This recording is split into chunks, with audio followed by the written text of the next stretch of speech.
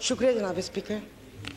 वो आपने कहा ना सलाउद्दीन भाई के शादी ब्याह महंगे हो गए हैं, तो इसका आसान तरीका है कि खामोशी से कर लें, 4 साल बाद मीडिया निकाल लेगा, पता ही ना चले किसी को। स्पीकर साहब, कल तो आए इसाक साहब और एक बम गिराकर चले गए, तो उनको वो रुके भी नहीं, आपने मुझे वक्त भी नहीं दिया। उनको तो मुबारकबाद पेश करनी थी यहाँ आने पर कि 4 साल कैदो बंद की सऊबतें उठाईं और उसके बाद वो आए और यहाँ पर हमें भले बम ही गिराया मगर अपना चेहरा दिखा दिया।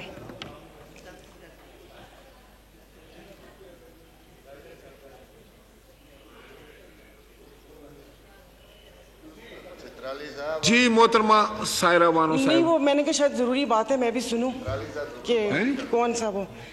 तो जनाब स्पीकर, इधर जिससे भी पूछा उन्होंने कहा कि भाई ये जो IMF से मुआहदा हुआ है ये मुल्क के लिए बहुत ज़रूरी है और ये है वो है, तो मैंने भी कोई तनकीद नहीं करनी थी। अब जाहिर है पाकिस्तान को डिफ़ॉल्ट होता तो नहीं देख सकते, हालांकि गो कि इसमें मेरा कोई हिस्सा नहीं है, तो लेकिन मैंने सिर्फ वज़ीर ख़जाना साहब को एक रिक्वेस्ट करनी थी कि 15 और 25 वाले को तो छोड़ें, मुझे एक 50,000 वाले का बजट बनाकर दिखा दें। आप मुझे बजट बनाकर दिखा दें, मैं आपको इसको भी मैं आपको वोट दूंगी और आइंदा आने वाले आपके फैसलों को भी मैं सेकंड करूंगी। सर, ये कौन सी बात है कि आप आए, आप जिस दुख तकलीफ और कर्ब से गुजरते ही नहीं हैं, उससे गुजरते ही नहीं हैं, और आप यहाँ पर आके भाषण देते हैं कि ये हमें मुश्किल फैसले करने पड़ेंगे। मुश्किल फैसले अपने लिए करें ना, अपने लिए क्यों नहीं करते? अवाम को सादगी का दर्स दिया जा रहा है, इनके एक एक लिबास और इनकी अशिया जो इस्तेमाल करते हैं उनकी कीमतों का आपको अंदाजा है? डेली एक फोटो शूट आता था, 15 लाख रुपए का कोट, 10 लाख का जूता, 15 लाख का स्कार्फ। ये एक पाकिस्तान जो डिफॉल्ट हो रहा है, वेंटिलेटर पर है, उसकी आवाम को ये मजाक, एक तस्वीर ट्विटर पर डेली शेयर होती थी। मुझे सिर्फ एक 50,000 वाले के जीने का हक छीन लिए हैं उन लोगों से। आप मुझे बताएं कि ये पेट्रोल के लिए यहीं पर ही थे। मेरी एक और आपसे रिक्वेस्ट है कि कोई ऐसा रूल है कि जो हुकूमत है वो यहीं बैठी रहे और अपोजिशन के वो बेंच हो जाए, क्योंकि मेरे ख्याल में इन बेंचेस में, इन चेयर्स में कोई प्रॉब्लम है कि यहाँ पर बैठने वाला बोलता है और वहाँ पर जाकर सुम्मुन बुकमुन उम्यून बन जाते हैं ये लोग, इनकी जुबान नहीं चलती। और यही जब मैं वहाँ पर बैठ के हुकूमत पर तनकीद करती थी तो यहाँ पर सब बैठे डेस्क बजाते थे। आज जब मैं यहाँ पर खड़ी होकर हुकूमत पर तनकीद करती हूँ तो उन सबको प्रॉब्लम होता है। तो जनाब स्पीकर, इन्होंने तो यहाँ तकरीर कर दी, इस तकरीर के बाद अगर इतनी हिम्मत है, कल मैं एक ग्रोसरी शॉप तक गई थी, वो भी कोई F6 नहीं गई थी, यहाँ कोई चाइना मार्केट के पीछे कोई दुकान है, वहाँ पर जाकर आप लोगों की तकलीफ, उनकी आंखों से उनका अंदाज़ा लगा लें। मुझे यहाँ पर कल ये करंट डेफिसिट और खुदा जाने क्या क्या बता रहे थे, मैं या आप अपने हलके में जाकर किसी गरीब आवाम को क्या इनको करंट डेफिसिट बताएंगे कि हमारी अयाशियों से तुम लोग इस साल तक पहुंचे हो, अब तुम ही लोगों को बर्दाश्त करना पड़ेगा, ये कुर्बानी तुम लोगों को देनी पड़ेगी। लेकिन फिर मैंने सोचा कि कुर्बानी तो हलाल जानवर की जायज़ है, तो मीन हम हलाल हैं, जिनकी कुर्बानी नहीं है उनकी कुर्बानी जायज़ नहीं है। अब आप देख लेंगे कि यहां पर उठते ही जो बोला था, मैं आज इस फोरम पे अपनी पार्टी की तरफ से, मुस्लिम लीग फंक्शनल और सदर पीर पगारा और सदरुद्दीन शाह की तरफ से, मैं आप बिलावल साहब को मैं दावत देती हूं कि आप सिंध से महंगाई मार्च शुरू करें, हम आपके साथ हैं। और मैं अपने एमक्यूएम के भाइयों को भी कहती हूं कि वो वहां से यहां आए थे ना कि महंगाई है, तो ये वक्त है अपनी महाजर कौम के सारी गिले दूर करने का कि तब भी आप लोगों के साथ थे महंगाई के लिए और आज भी इस हुकूमत को लात मारी है इस महंगाई की वजह से। लेकिन हम यहां पर बैठ के सिर्फ बातें करेंगे। यहां पर मेरी कुछ मेंबरान से बात हुई है, नाम नहीं लूंगी मैं, एक से मैंने कहा कि कल तुम डेस्क तो ना बजाते, सुन ली थी तकरीर, कहता गरीब पैदा क्यों होता है, गरीब का कसूर है। इधर किसी ने मुझे बोला कि मुसलमान को सब्र और शुक्र का दर्स दिया गया है, सब्र शुक्र करें, पूरी दुनिया में महंगाई है। मैं टिम हॉटन्स और क्या कहते हैं PSL का मैच देखने वाले और कराची 2 दरिया में खाने वालों की बात नहीं कर रही, मैं उसकी बात कर रही हूँ जिसके 5-5 बच्चे हैं और एक बाइक है, वो पेट्रोल भरवाएगा, दवाई लेगा या क्या करेगा। इन्होंने यहाँ पर वो कहते हैं ना कि शहद में घोल घोल के यहाँ पर सारा ये बजट बता दिया। मैं वैसे लिखा हुआ पढ़ नहीं सकती, इसलिए कि उसमें जज्बात नहीं होते, वो रीडिंग होती है। जैसे कल परसों ये वजीर खजाना साका साहब ने आके बिना जज्बात के यहाँ पर आकर कागज पढ़ के और ये जा और वो जा दूसरे के ऊपर, और पीछे यहाँ पर बैठे हुए सारे पीछे डेस्क पे जा रहे थे कि उसने वो कर दिया, क्योंकि इनकी तो दुकान चल रही है। मैं उस दिन नहीं थी, मैं उनको खराजे तहसीन पेश करती हूँ मुफ्ती अब्दुल शकूर को कि जिन्होंने एटलीस्ट इन 2 वजारतों के कपड़े उतार कर हम लोगों को दिखाए। ये ऐसे नहीं होगा। मुझे बताएं कि वो अवाम ही नहीं रहेंगी तो आप लोग हुकूमत किस पे करेंगे? और बिजली की बात कर रहे हैं तो आप मुझे बताएं कि आईपीपीस के मुआहदे किसने किए थे? आईपीपीस के मुआहदे तो इन्होंने किए। स्पीकर साहब, आपकी तवज्जो चाहूंगी। और कल उन्होंने कहा कि हुकूमत जैसे ही संभलने वाली थी तो सैलाब आ गया। तो जनाब स्पीकर, मुझे माफ कर दीजिए, जिस वक्त सैलाब आया तो उस वक्त तो हम अपनी जिंदा दिली का सबूत दे रहे थे। 75 करोड़ आवाम के खून पसीने और टैक्स की कमाई से हम यहाँ पर तकरीबात कर रहे थे। और मजे की बात है, प्लीज, मतलब मैं बहुत आराम से बात कर रही हूँ, कोई तंज नहीं करूंगी, कि अभी आइन की तकरीबात का आगाज हुआ है। क्या आइन के आर्टिकल 3 आई थिंक 27 या 35 36 आगे, क्या उस पर यह रियासत पूरा उतरती है? क्या हमारी जानो माल की हिफाजत है? यहाँ पर हमें बुनियादी सहूलतें मुयस्सर हैं यहाँ पर? मतलब हम लोग इतने नाक के पक्के हैं कि उस पर वो करके आइन की बात कर रहे हैं। और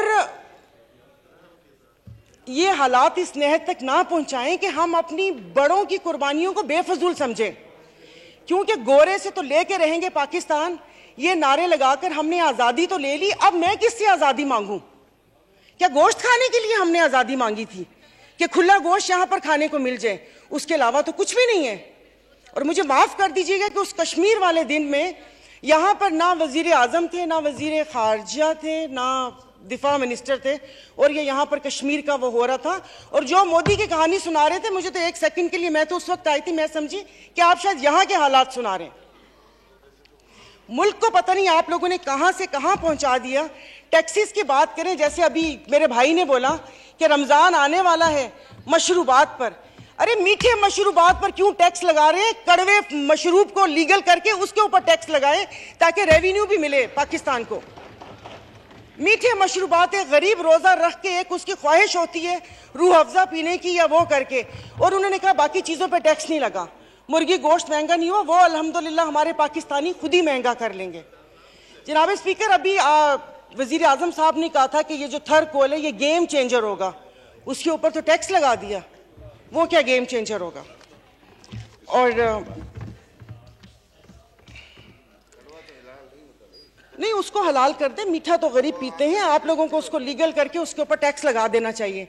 तो जनाब स्पीकर, ये सब बैठ के इसके मसले को, मेरी बात सुनिए मोहतरमा, मैं एक तवज्जो आपकी दिलाना चाहता हूँ कि सेनेट की तरफ से फाइनेंस सप्लीमेंट्री बिल पर सिफारिशात मौसूल हो चुकी हैं, जिनकी कापियाँ आपको मुहैया कर दी गई हैं, लिहाजा आप उन पर भी बहस करना चाहें तो कर सकती हैं।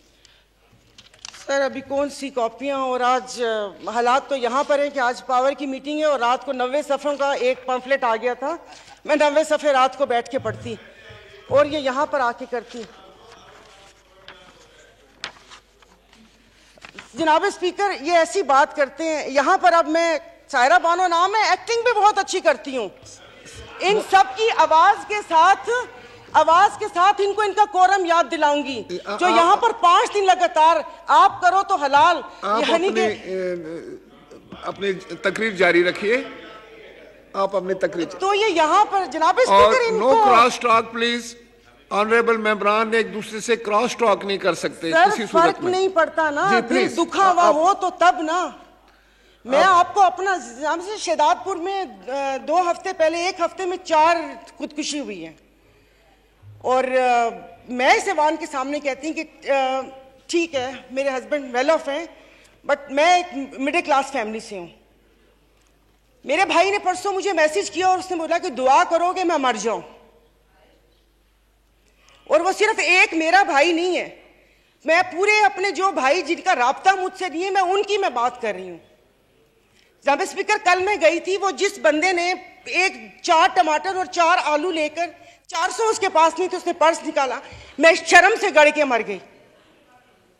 272 लीटर पेट्रोल आप लोगों ने मुश्किल करनी है तो आप V8 और बड़ी बड़ी ग्रैंड क्रूजर को 500 लीटर पेट्रोल देना, गरीब को आप नहीं वो करें। दवाइयां तो वो दवाई नहीं मिलती, सरकारी अस्पताल का आपने हाल देख लिया। मैं प्लीज आप मार दें, आप प्लीज मार दें। ये मेरी बहन पीछे बैठी हो तो पीछे ही बैठी रहो, अगली दफा की टिकट नहीं मिलेगी अगर ज्यादा चुड़चुड़ की तो। ऑनरेबल स्पीकर, मतलब इनके दिमाग मिली नहीं उन लोगों से, इनके भूसा भरा हुआ दिमाग में। मेंबर आप मुझे एड्रेस करें और नहीं सर, ये ऐसे बोलती कोई काम है नहीं, पार्टी में कोई पूछता है नहीं, और यहाँ पर आके सिर्फ ये 4 अल्फाज बोल के और उसको वो कोशिश करती है कि हमने भी उंगली कटवा के शहीदों में नाम लिखवाया। मतलब ये कौन लोग हैं? आप जारी रखें। तो आप मुझे बताइए, अशराफिया तो चली जाएगी यहाँ से, तो हम बदमाशियों को मार देना कि इस मुश्किल हालात में भी जीने की ख्वाहिश रखते हैं, ये बदमाशी नहीं है तो और क्या है? इज्जतें नीलाम हो। अभी तो पहले किसी ने मुझे कहा कि आगे क्या होगा, बच्चे तो बिकते थे, इज्जतें भी नीलाम होती थी। आई एम सॉरी, भले आप एक्सपेंस कर दीजिएगा अल्फाज, पहले ढके छुपे होती थे, अब खुलेआम होंगी। और मैं इज्जत नहीं बोलूंगी, जिस्म फरोशी बोलूंगी, क्योंकि अगर इज्जतें बिक रही होती तो सब खरीद लेते, फिर बिल लाने की जरूरत ना पड़ती कि इज्जत दो हमें। सब यहां पर बैठे हुए इज्जतें खरीद लेते अगर इज्जत बिक रही होती। तो आप मुझे बताएं कि कोई लाए अमल दे दें कि अगले 5 साल तक ये मुश्किल हालात बर्दाश्त कर लो या 10 साल तक बर्दाश्त कर लो, तो फिर भी तसल्ली हो कि ठीक है मैं नहीं रही तो ठीक है मेरे बच्चे उसमें रहेंगे। सर आपने तो बच्चों से जीने का हक छीन लिया इन लोगों ने। 20,000 वाला क्या करेगा? और इंसाफ की आप बात करते, मैं तो अदालतों वाली इंसाफ या उस चीज की अभी वहां तक तो मैं गई नहीं।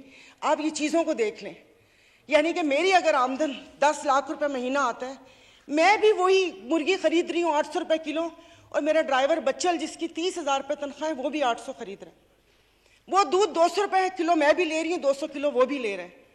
मैं घर में अब ग्रोसरी नहीं लाती इसलिए कि मुझे शर्म आती है कि वो ड्राइवर बावर्ची उठाएगा तो उसके दिल में क्या होगा कि ये थैले भरे आ रहे हैं और उसके घर में खाने को है या नहीं है। 2-2 किलो की चीज मंगवा लेती हूँ कि जाओ बेटा सामने से लेकर आ जाओ। तो आप मुझे बताएं, मतलब थोड़ा सा जीने का हक दे दे, खुदा पाक को जाके जवाब देना। यहां पर आप आयतें पढ़ाते हैं, आयतें पर्दा कर चुकी हैं, आयतें पर्दा कर चुकी हैं। अभी ये कहते हैं वो तकरीर ना, ये इनको शर्म नहीं आती, रात के अंधेरे में पेट्रोल का पंप गिराते हैं, तो वो भी जरूर रात के अंधेरे में पेट्रोल का पंप गिराते हैं। मुझे तो समझ नहीं आ रही थी, चश्मा नहीं था, मैंने कहा ये क्या हो गया, शायद मैं रात को रोई हूं, अल्लाह पाक ने मेरी दुआ सुन ली। पता चला वो पिछले थे मैसेजेस ना, जब वो यहां पर बैठा करते थे। अब सब कुछ जायज है, सब कुछ हलाल है। यहां पर बहुत तुर्की हमारे भाई हैं, और शुक्र अल्हम्दुलिल्लाह शाम का नाम भी लिया, क्योंकि पहले 1 हफ्ता तो उस बेचारे का नाम ही नहीं था। फिर जब इंटरनेशनल मीडिया ने डालना शुरू किया तो हमने भी शाम बोलना शुरू कर दिया। हमारे भाई हैं, हमारे मुश्किल वक्त में खड़े होते हैं, दिलो जान से मदद करनी चाहिए। वहां पर जाने के लिए उतावले थे, कभी कहाँ तबाही आई हुई, उस दिन कोई पहुंचता है, उस दिन कोई पहुंचते जाए तो तब कि आप अपनी वेल्थ में से, जैसे ये भाई ने बोला कि हम लोगों से तो ले ली तनख्वाह, अवाम से भी वो दे दिया, अवाम के पास है जो अवाम डोनेशन देगी, वहां पर अल्लाह पाक उनकी मदद करेगा। और वो रियासत माँ जैसी है, उनके हुक्मरान हमारे जैसे नहीं है, उनके लिए वो खड़े हैं। दबी हुए अवाम के लिए हम इज़ारे यकजहती के लिए बेचैन हो रहे हैं, लेकिन यहाँ पर जो मरी हुई फाकों से अवाम है उसके लिए कोई दिल में दर्द नहीं है। तो अभी ये आइन की तकरीबात के लिए कितने पैसे वो हुए, इन्होंने अभी बोला कि हम तनख्वाह नहीं ले रहे। 1,80,000 से क्या होता है, वो तो वैसे ही एक वक्त का खाना है, खाना पीना तो। लेकिन बाकी जो चीज़ें हैं वो, ये जो गाड़ियाँ, ये फ्यूल कार्ड, इनकी ताम झाम, इन सब पे कितना पैसा खर्च होता है। देखो खुदा का खौफ कर ले, मेरे पास कोई अल्फाज नहीं है, ये सारा कुछ मैंने लिखा था लेकिन ये बेफजूल है। मैं किसको इशारिया सुनाऊंगी कि 13 पॉइंट ये हुआ, मोडीज की रेटिंग ये है, वो ट्रांसपेरेंसी ने ये बोला वो बोला। हम में से तो किसी को भी जरूरत नहीं है, सब अल्हम्दुलिल्लाह खाते पीते घरानों से हैं, सब अल्हम्दुलिल्लाह खाते पीते घरानों से, लेकिन किसी और का तो सोच लें। तो ये यहाँ पर प्लीज, मतलब अब तकरीबन साल होने वाला है, आप भी कहते रहे, लेकिन यहाँ पर आने की तौफीक नहीं हुई। मैं कुछ लोगों का, आप लोगों को दिलचस्पी होगी, आप यकीन नहीं करें, मुझे इस ऑडियो लीक से पीटीआई क्या कर रही है क्या नहीं कर रही है मुझे कोई दिलचस्पी नहीं है। सब जाएं भाड़ में, लोग, आवाम मर रही है, आप उसको देखिए।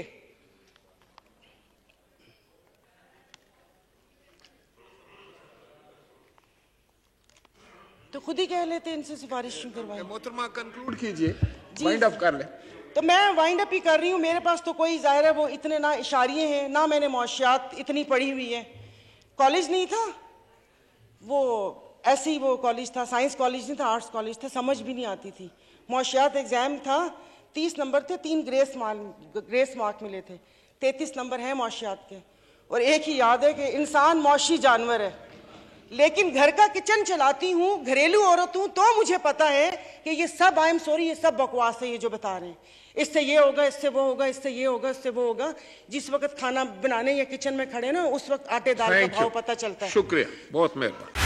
बोल उड़ाएगा सबका होश, भूल जाएंगे सब अपना जोश। देखिए पाकिस्तान की सबसे बड़ी PSL ट्रांसमिशन सकलैन मुश्ताक, रमीज राजा, सुहेब अलवी, जमील फारूकी और फहीम खान के साथ खेल का जुनून, रोजाना रात 11 बजे सिर्फ बोल न्यूज पर। सब्सक्राइब करें और बेल दबाएं ताकि कोई खबर रह न जाए।